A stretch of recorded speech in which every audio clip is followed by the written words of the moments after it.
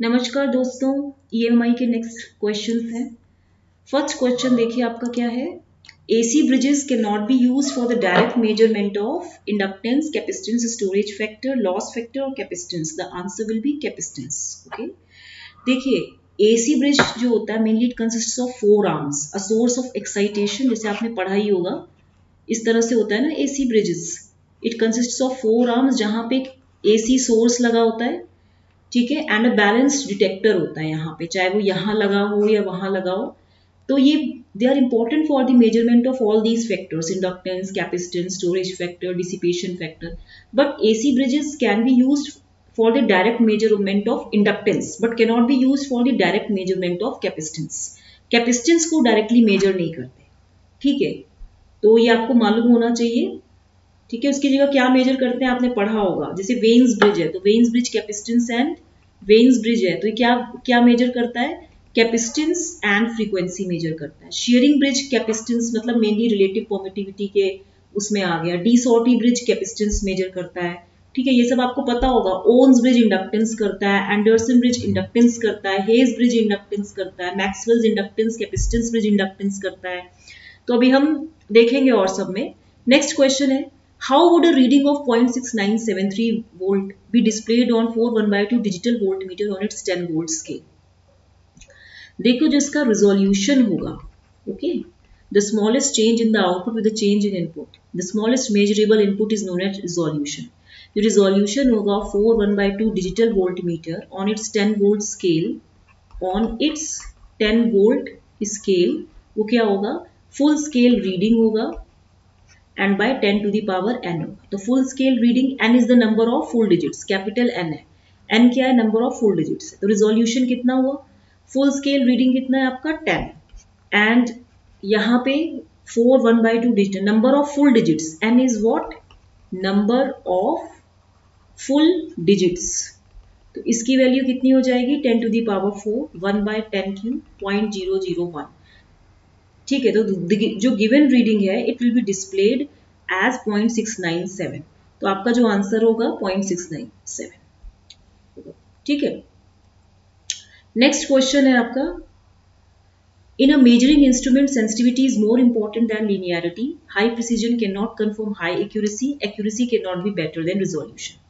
पहली बात तो सेकंड स्टेटमेंट बिल्कुल सही है कि high precision can not confirm high accuracy. क्या सेंसिटिविटी मोर इंपॉर्टेंट है than linearity? No, linearity is more important than sensitivity because we prefer always the instrument in such a way कि pointer जो होता है it should always enter in a linear region, ये हमेशा linear region में operate करे so that they may not lose accuracy. तो linearity more important होती है। Accurate instrument may be precise but precise will not confirm any accuracy.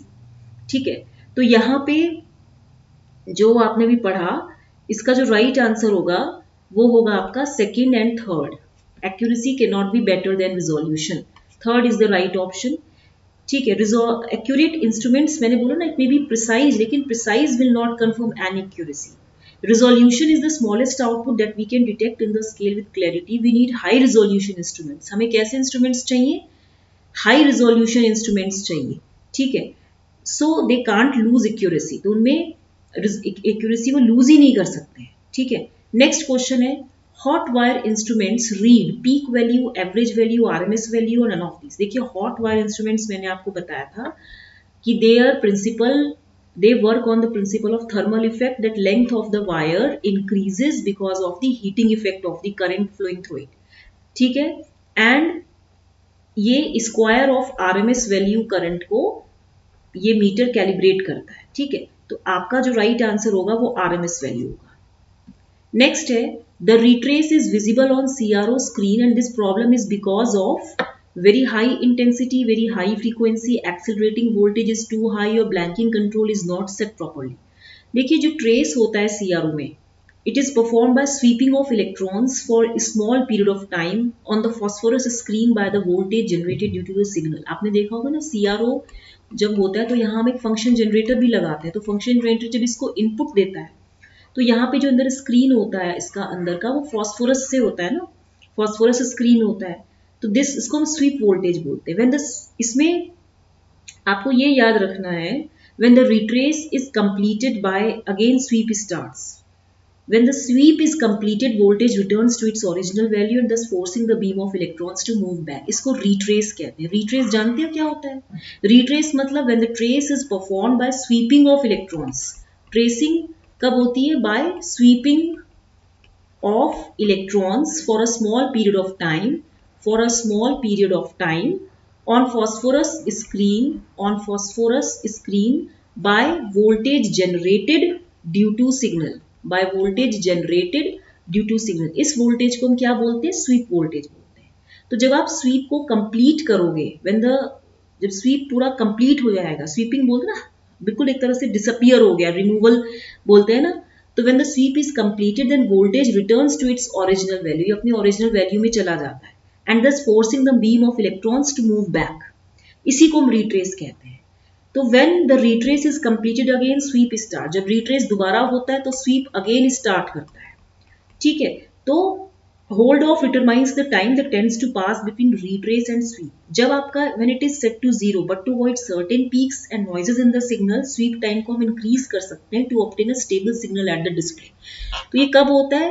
If this blanking control is not set properly then the retrace is visible on CRO screen. ये होगा इसका answer. Retrace कब CRO screen पे visible होता है? ये problem किसकी वजह से होती है? When the blanking control is not set properly. ठीक है. आप स्वीप टाइम को इंक्रीज कर सकते हो in order to obtain a stable signal at the display. Next है the dash denotes the smallest change in the measured variable to which the instrument responds. Sensitivity क्या करता है? It denotes the smallest change in the measured variable due to which the instrument responds. इसका मतलब क्या होता है? The change in the output by change in input. ठीक है. Sensitivity of an instrument is determined by dividing the sum of the resistance of meter and the series resistance by the full scale reading, मतलब E. तो generally ये ohms पर volt भी होता है. इसकी यूनिट ये होती है नो. ठीक है. तो इतना आपको पता होना चाहिए. ठीक है. नेक्स्ट क्वेश्चन है आपका, in a PMMC instrument the swamping resistor is used. किस लिए यूज होता है? डैम्पिंग बढ़ाने के लिए, करंट को रिड्यूस करने के लिए, टेम्परेचर वेरिएशन को कंपनसेट करने के लिए और increase the full scale sensitivity. It is use for compensation of temperature variations. PMMC में स्वैपिंग रजिस्टर हम इसलिए यूज करते हैं. ठीक है. मूविंग कॉइल, हम पीएमएमसी में क्या यूज कर रहे हैं? मूविंग कॉइल यूज कर रहे हैं. मूविंग कॉइल आप यहां से देख लीजिए, मूविंग कॉइल यूज कर रहे हैं.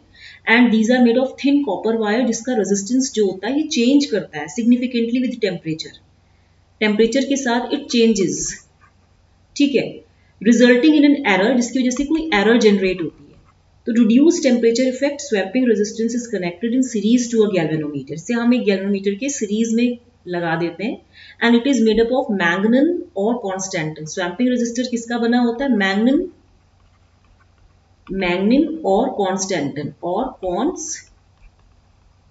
जिसका extremely low temperature coefficient of resistance होता है. ठीक है.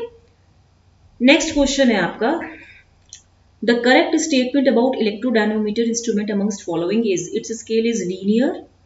No, it measures only DC. No, it is a transfer instrument. Yes, its sensitivity is lesser than moving iron type instrument. False. देखिए, an instrument which is calibrated with a DC source and then used without modification to measure AC quantity. These instruments have the same accuracy for both AC DC. Electrodynamometer type instruments आपके transfer instruments होते हैं. Hence, these can be used to measure both DC and AC. उनकी same accuracy होती है and deflecting torque जो होता है it is directly proportional to square of the current and scale non linear होता है. ठीक है. इतना आपको पता होना चाहिए. नेक्स्ट क्वेश्चन है आपका, an ammeter of 0 to 50 ampere range has an accuracy of ±1% of full scale reading. The current measured is 10 ampere. The uncertainty in measured value is. देखिए ये जो क्वेश्चन है इसमें ये क्वेश्चन आपका होमवर्क है, ये आप करके लाएंगे. ठीक है. अनसर्टेनिटी क्या होती है? It is a deviation of measured value from unique sample of data is specified in terms of degree of confidence of user. Deviation होता है किसी मेजर्ड वैल्यू से, मेजर्ड वैल्यू का कितना डेविएशन हो रहा है. अब इसमें देखिए एक्चुअली क्या है, मैं बता ही देती हूँ. जैसे आपका जो ये WI है, this is equal to del I by del I and WI. Del I आपको कितना दिया है? 50 एम्पियर. ठीक है, and has an accuracy of ±1%, the current measured is 2 ampere, 10 ampere, तो मैंने यहाँ पे this is equal to 10 ampere. WI1 जो है आपका ये क्या है, अनसर्टेनिटी है ना एक तरह से, WIE नहीं, ये है आपका ±1%। ठीक है, तो यहाँ पे जो आप ये निकालेंगे, this is equal to ∆I50 by ∆I10 small I जो है इंटू ±1%, तो ये 5% आएगा। तो आपका जो आंसर होगा वो ±4%। ठीक है, ये आपका आंसर है। तो अगर आपको अच्छे लगे हो क्वेश्चंस तो इसको लाइक शेयर सब्सक्राइब करना मत भूलिएगा। Till then good morning, thank you.